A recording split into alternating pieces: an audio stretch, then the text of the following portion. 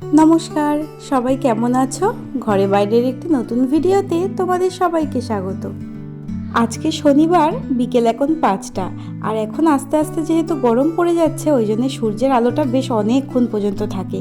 আর আমার এই ছোট্ট করবী গাছটায় কি সুন্দর যে কড়ি এসেছে, আবার দেখো দুটো ফুলও ফুটেছে। ছাদে বেশ কয়েকটা জামা কাপড় মেলে দিয়েছিলাম, ওগুলোই আনতে গেছিলাম। আর গিয়ে দেখছি কি সুন্দর যে ফুল দুটো লাগছে। জামা কাপড় মেলতে যাওয়ার সময় না খেয়াল করিনি তাড়াহুড়োয়। আর এদিকে এখন এই মাটনটা ছিল ফ্রিজে, এটা একটু সেদ্ধ করে নেব। আজকে রাতে একটু মাটন রান্না করব, ওই জন্যই ভাবলাম মাটনটাকে আগে একটু সেদ্ধ করে নিই। যেহেতু আজকে বাপনের ছুটি হবে, তাই ভাবলাম মাটনটাই করে ফেলি। আর এইটা ফ্রিজে ছিল মাংসটা, ওই জন্য একটু সিটি মেরে নিচ্ছি, নইলে টাটকা হলে আমি খুব একটা প্রেশারে দিই না, এমনি কড়াইতেই করি। আর এখানে পরিমাণ মতন জল দিয়ে দিচ্ছি, আর দেবো একটু নুন, একটা তেজপাতা, আর একটু আদা রসুনের পেস্ট। মাংস সেদ্ধর সময় মানে অল্প পরিমাণে একটু আদা রসুনের পেস্ট দিলে না বেশ সুন্দর গন্ধ বেরোয় রান্নার পরে। আর তার সাথে দেব একটা দারচিনি, দুটো এলাচ, আর অল্প একটু ঘি। আর ওই যে বিরিয়ানি করার সময় মানে রেস্টুরেন্টে বিরিয়ানি করার সময় আমি ভিডিওগুলো ফলো করেছি যে মাংস মানে সেদ্ধ করার সময়, মাটনটা সেদ্ধ করার সময় একটু করে আদা রসুনের রস দেয়। তো আমার তো এখন রসটা বের করার টাইম নেই, তো আদা রসুনের পেস্ট ছিল, ওটাই দিয়ে দিলাম। এইগুলো রেডি করা থাকলে না মাংসটা রান্না করার সময় বেশি তাড়াহুড়ো লাগে না। আমি মাংসটা রান্না করব সেই সন্ধ্যের পর, প্রায় ওই 7টার দিকে। তো ওই জন্য আগে থেকে একটুখানি সব কিছু রেডি করে রাখছি। নইলে আমার এখানের জায়গাটা তো একটু ছোট, সব একসাথে করতে গেলে না বড্ড ঝামেলা হয়ে যায়। ব্যাস, এটা থাকুক এর মতন। আর এখন মানে একটু পরে আমি জামা কাপড় চেঞ্জ করে দেবো সন্ধে, কারণ আস্তে আস্তে সন্ধে হয়ে যাচ্ছে। দাঁড়াও, তার আগে 1 কাপ কফি খাবো।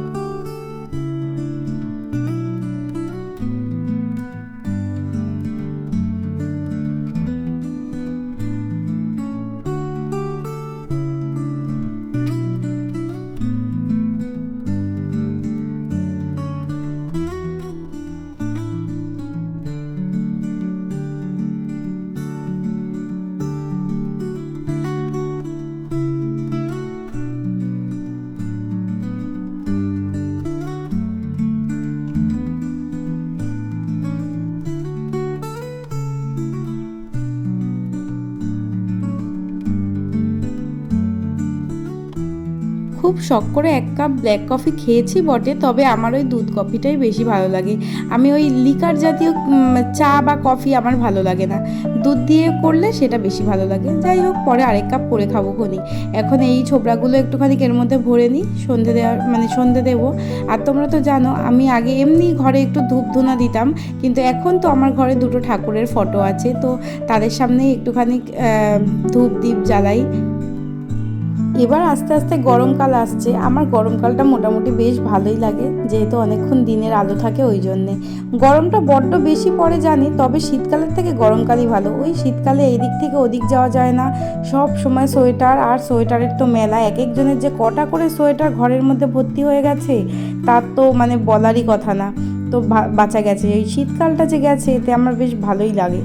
তো চলো, এখানে সব কিছু করা হয়ে গেছে, এবার ভালো করে ধুনোটা জ্বালিয়ে সারা ঘরে একটু দেখিয়ে নিই।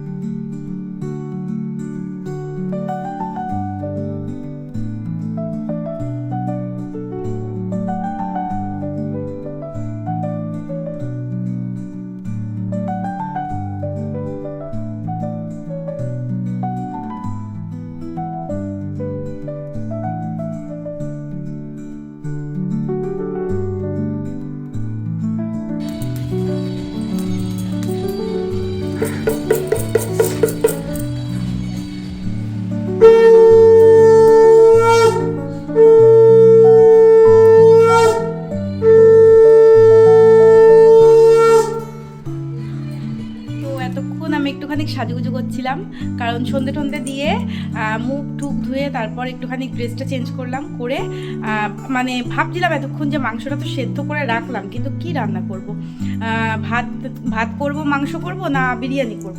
তো বিরিয়ানিটা করব না আজকে ভাবলাম একটু মাটন পোলাও করি। এতদিন চিকেন পোলাও করেছি, তো ভাবলাম আজকে একটু মাটন দিয়ে পোলাও করি।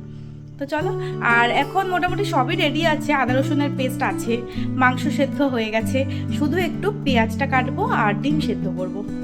আর এদিকে আমার ফোনের চার্জটাও একদম অল্প রয়েছে, ফোনটা চার্জে দিয়ে তারপর পেঁয়াজটাকে কাটবো, তারপর আবার ভিডিও শুরু করব। আর এখন কটা বাজে? এখন বাজে 6:45। আর আমার বরের কখন ছুটি হবে আমি জানি না, দেখা যাক, চলো যাই। আর আরেকটা কথা, সেটা হচ্ছে আমার যেহেতু মানে রোজ রোজ কোনো মানে বড় ব্লগ ছাড়া হয় না, কারণ রোজ রোজ তো নতুন নতুন কন্টেন্ট খুঁজে পাই না আমি, যেহেতু আমি বাড়ির মধ্যেই থাকি, খুব একটা বেরোই না।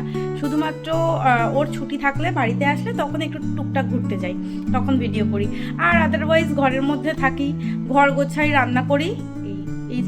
এই কন্টেন্টের ভিডিও আমি রোজ রোজ কী করবো, ওই জন্য আমি বড় ব্লগ খুব একটা ছাড়তে পারি না। তো আজকে ভাবলাম আজকে একটুখানি যেহেতু সন্ধ্যেবেলায় রান্নাবান্না করছি, তো চলো একটা ভিডিও করা যাক। আর মেনলি হচ্ছে আমি রান্নাটা সকালবেলায় করে রাখি, তো থাকে বেশি করে রাখি, রাত পর্যন্ত হয়ে যায়। আর যেদিনকে বাপনের ছুটি হয় সেদিনকে আমি একবেলার মতনই, দুবেলার মতনই রান্না করি, সকাল আর দুপুর। রাত্রিবেলায় কোনো কিছু মানে কিছু আনলে তখন সেটা রান্না করি। তো আজকেও তাই হয়েছে, রোজ রোজ মানে প্রত্যেক সপ্তাহে সেটাই হয়। তো চলো, সেটাই বলার ছিল যে ওই জন্যই আমার বড় বড় কোনো ব্লগ সবসময় ছাড়া হয় না। ওই অনেক পেঁয়াজ কাটতে এসেছিলাম, তো পেঁয়াজটা কাটতে এসে যে পরিমাণ আমার চোখ থেকে জল বেরোলো বলার কথা না। এত ঝাঁজ কেন হয় কি জানি, পেঁয়াজে ব্যাঙের মাথা, চোখ জ্বলে যাচ্ছে, জাস্ট পুরো জ্বলে যাচ্ছে। খুব ঢং করে চুল টুল ছেড়ে আমি একটুখানি এসেছিলাম সেজে গুজে, তারপর যে পরিমাণ চোখটা জ্বালা করলো, চুলটাকে আবার সুন্দর করে একটা খোপা করে দেন এখন আমি পেঁয়াজ কাটছি। এখানে এই যে আলটিমেটলি পেঁয়াজ কুচিয়েছি, আর এই যে মাটনটা সেদ্ধ করা রয়েছে, স্টকটাও রেখে দিয়েছি, যতটা লাগবে। চলো রান্নাটা এবার শুরু করে ফেলি। প্রথমে তেলটা গরম করে না আমি একটু বেরেস্তা ভেজে রেখেছিলাম, যেহেতু পোলাও করব একটু বেরেস্তাটা লাগবে, ওই জন্য আগে ভেজে রেখে দিয়েছি, সেই ভিডিওটা আর করা হয়নি। আর এখন তেল গরম করে তার মধ্যে দিয়ে দিয়েছি একটা ছোট দারচিনি, দুটো এলাচ আর দুটো তেজপাতা ফোড়নে দিয়েছি, আর তারপর দিয়ে দিয়েছি পেঁয়াজ। এই পেঁয়াজটাকে একটু ভালো করে নাড়াচাড়া করে দিয়ে দেবো নুন। আর যেরকম মাটন রান্না হয় ওরমভাবেই করব। আমি এর আগেও মাটন রান্না দেখিয়েছি, চিকেন রান্না তো প্রচুর আছে আমার মানে ভিডিওর মধ্যে, তো ওই জন্য আর কি বলবো, তোমরা দেখতে থাকো। আর যেহেতু এটা একটু পোলাও করব, ওই জন্য আমি দুটো জিনিস অ্যাড করব, সেটা হচ্ছে ঘি আর একটু বিরিয়ানি মশলা। ওখানে মোটামুটি 700 মতন মাংস আছে, তো সেই অনুযায়ী তেলটা একটু বেশিই দিয়েছি, যেহেতু এই তেলের মধ্যেই আমি পোলাওটা রান্না করব, একই তেলের মধ্যে পোলাও রান্না করব, ওই জন্য তেলটা একেবারে একটু বেশি দিয়ে দিয়েছি। তো এখানে পেঁয়াজটা একটু ভেজে দিয়ে দিয়েছি আদা রসুনের পেস্ট, আর এখানে মোটামুটি ওই 1.5 থেকে 2 চামচ মতন আদা রসুনের পেস্ট আছে।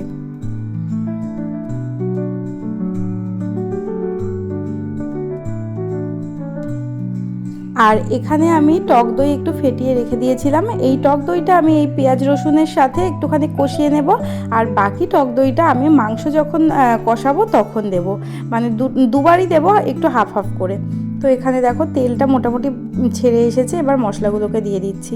এই একটু হলুদ গুঁড়ো দেবো, লঙ্কার গুঁড়ো দেবো, আর কোনো মশলা দেবো না। তোমরা তো জানো যে আমি মাংসের মধ্যে জিরে ধনের গুঁড়ো অ্যাড করি না, ধনের গুঁড়ো অ্যাড করলেও জিরের গুঁড়োটা আমি কখনোই দিই না। তোমরা কখনো মানে মাংস করলে এরকম জিরেটাকে অ্যাভয়েড করে দেখবে, খেতে কিন্তু বেশ ভালোই হয়। এর মধ্যে আরেকটা জিনিস দিলেও বেশ মানে আরও বেশি টেস্ট হয়, সেটা হচ্ছে কাজু বাদাম বাটা। তবে রাত্রিবেলায় রান্না করছি তো এতটা রিচ করব না বলে কাজু বাদাম বাটাটা আর দিলাম না, দিনের বেলায় করলে দিতাম। এখানে মশলাটা একদম কষানো হয়ে গেছে, এবারে মাটনগুলো আস্তে আস্তে দিয়ে দেবো। বেশি আর কোনো কিছু রান্নার নেই, এই মাটন দিয়ে একটু কষিয়ে হালকা একটু ঢেকে রাখলেই এটা হয়ে যাবে, যেহেতু মাটনটা একদমই সেদ্ধ করা।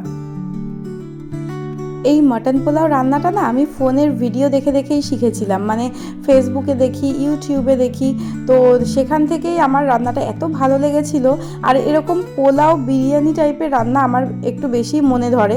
তো ওই জন্য আমি যেদিনকে প্রথম এটা ট্রাই করেছিলাম, সেটা অনেক আগেই, বিয়ের আগে, তখন আমি কলেজে পড়ি। তো আমার এতটাই ভালো লেগেছিল, অল্প হাফ কৌটো চাল আর 4 টুকরো মাটন দিয়ে ফার্স্ট করেছিলাম, মানে মাটন পোলাওটা।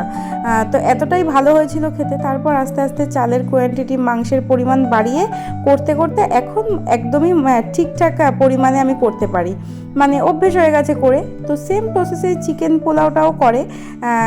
চিকেন পোলাওটাও আমি যখন ফার্স্ট করেছিলাম তখন গোবিন্দভোগ চাল দিয়ে করেছিলাম, ভিডিওতে সেটাই দেখিয়েছিল। গোবিন্দভোগ চাল দিয়ে করলে কি হয় বলো তো, ওই একদম ঝুরঝুরে ব্যাপারটা কিন্তু হয় না, হালকা একটু মাখা মাখা হয়। তো মাংসটা একটু কষানো হয়ে গেছে বলে এখন আবার টক দইটাকে দিয়ে দিলাম। এইবার একটুখানি নেড়েচেড়ে ঢাকা দিয়ে রাখবো। তো দুটোর টেস্ট কিন্তু একদমই আলাদা। চিকেন পোলাও আর মাটন পোলাও দুটোই খেতে খুবই সুন্দর, তবে দুটোর টেস্ট একদমই আলাদা, যেহেতু মাটনের একটা আলাদাই ফ্লেভার থাকে, ওই জন্যে। এই পোলাও জিনিসটা না গোবিন্দভোগ চালে বেশি ভালো হয়, যেহেতু গোবিন্দভোগ চালের আলাদাই একটা ফ্লেভার আছে, ওই জন্যে। তবে ঝুরঝুরে হয় না বলে আমি এখন বাসমতি রাইস দিয়েই করি। তো এখানে দেখো আমার মাংসটা কিন্তু একদম হয়ে গেছে। এইবার মাংসটার মধ্যে আমি চালটাকে মেশাবো। গ্যাসের ফ্লেমটা একদম লো করা আছে। তো চালটাকে মিশিয়ে নেড়ে চেড়ে এবার পোলাওয়ের প্রসেসটা শুরু করব। অ্যাকচুয়ালি এই রান্নাটার নাম হচ্ছে বাদশাহী মাটন পোলাও। সেই বাদশাহী কথাটা আমি আর বললাম না। যাই হোক, এই বাদশাহী ব্যাপারটাকে আনতে গেলে একটুখানি গোলাপ জল দরকার, যেটা এই মুহূর্তে আমার কাছে নেই। আর দরকার ছিল কাজু বাদাম বাটা। আর রাত্রিবেলায় ওই তো বললাম বেশি রিচ হয়ে যাবে বলে আমি কাজু বাদাম বাটাটা দিলাম না। তো এই রান্নাটার নাম অ্যাকচুয়ালি বাদশাহী মাটন পোলাও। খেতে খুবই সুন্দর হয় আর একদম মানে সহজেই তৈরি করা যায়। তোমরা কখনো করে দেখো, আশা করি ভালো লাগবে খেতে। স্বাদ মতো নুন টুন সব দিয়ে আমি এখন দিয়ে দিলাম জল। তোমরা চাইলে এখানে গরম জল ইউজ করতে পারো। আর এখানে জাস্ট চালগুলো হালকা ডুবে থাকবে, আমি এরকম জল দিলাম, যেহেতু বাসমতি রাইস নইলে না একদম কাদা কাদা হয়ে যাবে। তোমরা কিন্তু ওই খুন্তি মেপে জল দিতে যাবে না, তোমরা জাস্ট দেখবে চালগুলো হালকা ডুবে আছে কিনা। তো চলো এটা এখন ঢাকা দিয়ে রাখি। তো এখানে একদিকে ডিম সেদ্ধ হচ্ছে, একদিকে পোলাওটা হচ্ছে। আর এইটা না আরেক রকম ভাবে হতো, পোলাওটা মাংসটাকে মানে গ্রেভির থেকে হাফ মাংস তুলে আলাদা করে রেখে দিতে হতো। দেন ভাতটা যখন সেদ্ধ হয়ে আসতো, তখন পোলাওয়ের ভাতটা যখন সেদ্ধ হয়ে আসতো, তখন আবার ভাতটাকে আলাদাভাবে নামাতে হতো। নামিয়ে সেই যে আলাদা করে তোলা মাংসটা, সেটা তার মধ্যে দিয়ে তার উপর থেকে আবার মানে পোলাওয়ের ওই ভাতটা আবার দিতে হতো। মানে অনেকটা মানে বিরিয়ানি লেয়ারিং করার মতন। তো ওইটা অনেক জটিল একটা প্রসেস, টাইম খরচা হবে। চলো এগুলো একসাথে নাড়িয়ে দিলাম। সেই জগা খিচুড়ি ওটা একসাথেই হবে, পোলাও যেহেতু একসাথেই নাড়াচাড়া হবে। ওটা লেয়ার করার পরেও বিরিয়ানি কি আমরা ঘাটি না, আমরা মানে নিচ থেকে এমনি করে তুলে তুলে দিই। আর পোলাওটাকে পুরোটা ঘেটে ঘুটে একাকার হয়ে যায়। তো ওই জন্য আমি আলাদা করে তুলি নিই। আর এর মধ্যে আরেকটা জিনিস দিলে ভালো হতো, সেটা হচ্ছে একটুখানি অল্প পরিমাণে গোলাপ জল। গোলাপ জলটা এই মুহূর্তে আমার কাছে নেই। তো এটা হতে কিছুটা টাইম লাগবে, যেহেতু বেশিক্ষণ টাইম লাগবে না, ওই 15 মিনিটের মধ্যে হয়ে যাবে। কারণ মাংস সেদ্ধ হয়ে গেছে, চালটা অনেকক্ষণ ভেজানো ছিল, আর এই চালটা খুব ভালো। তো চলো দেখা যাক কি হয়।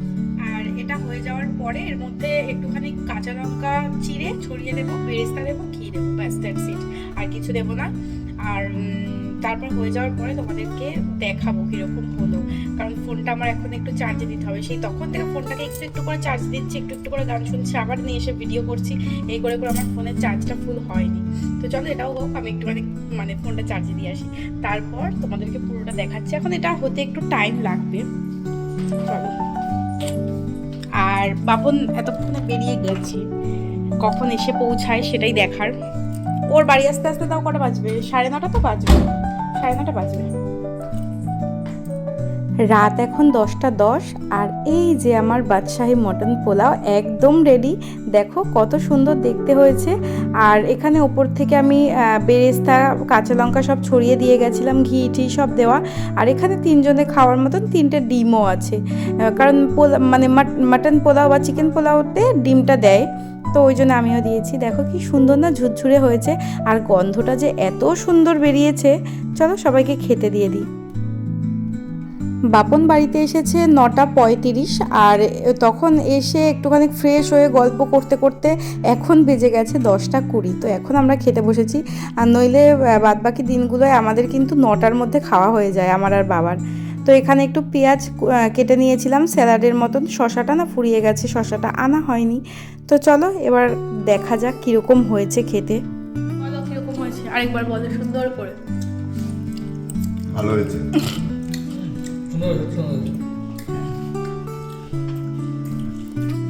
দারুণ হয়েছে। দোকানে আজকে পাওয়া যাবে না সত্যি। দোকানে মাটন পোলাওটা পাবি কোথায় তুই? এই আমার প্রিয় পিস মিটে। বাসন্তী পোলাও হয়? হ্যাঁ বাসন্তী পোলাও হয়, বাট এরকম মাটন পোলাও একসাথে পাবি না।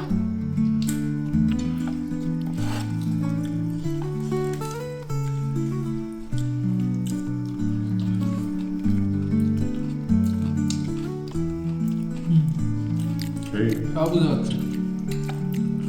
বাবা তো জানে ওই জন্যে। সব বুঝে স্পেশাল মাখানা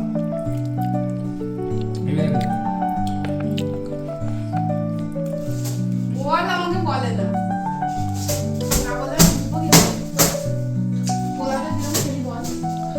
দারুণ খেলাম পোলাওটা, সত্যি তাই খুব সুন্দর হয়েছে। খেয়ে আর নড়তে পারছি না, অনেকটা খেয়ে ফেলেছি, অনেকটা খেয়ে ফেলেছি, এতটা টেস্ট হয়েছে। হ্যাঁ নিদ্রায় যাওয়ার জন্য প্রস্তুতি হচ্ছে, নিদ্রায় যাওয়ার জন্য প্রস্তুতি হচ্ছে। ও বাবা,